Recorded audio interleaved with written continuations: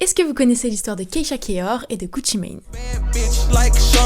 Leur histoire commence en 2010 lorsque Keisha et Redrick Davis aka Gucci Mane se rencontrent lorsqu'ils ont 25 et 30 ans respectivement sur le plateau du clip 911 Emergency de Mané à Atlanta. Logique.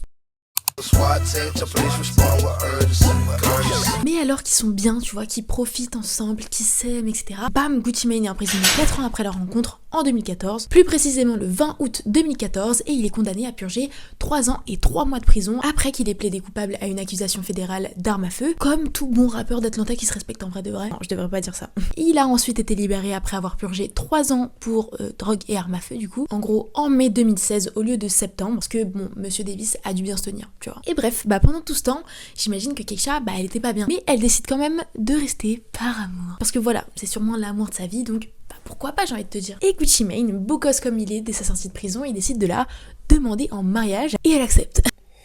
Mais est-ce que vous savez ce qui s'est passé avant son entrée de prison? Et avant sa prison, en 2014, Gucci Mane a donné 2 millions de dollars à Keisha Kayor, sûrement pour qu'elle vive bien sa vie sans lui, quoi. Et pendant que Mané était en prison, Kayor, elle s'est pas endormie dessus. Elle s'est sûrement dit, ah si, on va prouver que moi aussi, je suis entrepreneuse, j'arrive à fructifier de l'argent. Donc pendant que Mané était en prison, Kayor, elle a tout simplement transformé ces 2 millions de dollars en 6 millions de dollars, grâce à un investissement dans sa propre ligne de cosmétiques. Elle a triplé l'argent en investissant dans son business de cosmétiques pendant qu'il était incarcéré, donc 2014 à 2016. Elle est gentille, franchement elle est sympa. Mais elle est pas bête, t'as capté? Elle investit sur Gucci Mane, elle sait très bien ce qu'il va ramener derrière.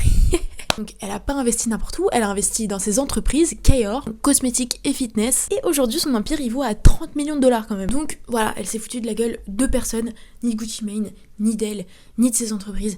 Voilà. Donc, après sa sortie, comme je disais, il la demande en mariage et c'est le 17 octobre 2017 que Keisha et Gucci Mane se marient. Mariage excessif, à leur effigie en vrai, qui a été diffusé à la télévision, sur la chaîne de BET plus précisément. Et c'était une émission en gros qui était appelée Gucci Mane et Keisha Kayor, The Main Event. Franchement, ils ont bien trouvé le petit jeu de mots parce que franchement, j'adore. Bon, après, c'est sûr, ils se prennent pas pour de la merde. Donc forcément, ça coïncide. Après leur mariage incroyable à Miami en 2017 qui a coûté un bras, 1,7 million de dollars, Keisha et Gucci Mane ont agrandi leur petite famille, ce Mimi, avec 2 enfants. Depuis, ils forment une petite famille recomposée. C'est archi cute. Parce que je crois que Keisha, avant de rencontrer Gucci, elle avait déjà un enfant. Keisha et Gucci, c'est un couple très soudé. On les voit souvent ensemble publiquement. Donc voilou, c'est une belle histoire. J'espère juste qu'il ne la trompera pas. Bref, abonne-toi à Ascendance Club juste là. Et moi, je te dis à plus tard